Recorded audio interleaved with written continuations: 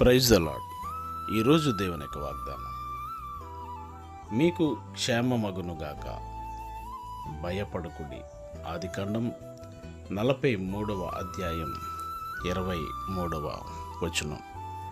ప్రతికూలమైన పరిస్థితులు, ప్రతికూలమైనటువంటి సందర్భాలు అది ఏ రీతిగా మన ఎదుట ఉంచబడినప్పటికీ కూడా దేవుడు మనకి క్షేమాన్ని కలిగించేవాడై ఉన్నాడు. కనుక భయపడకుడి అని దేవుని లేఖనం సెలవిస్తూ ఉంది.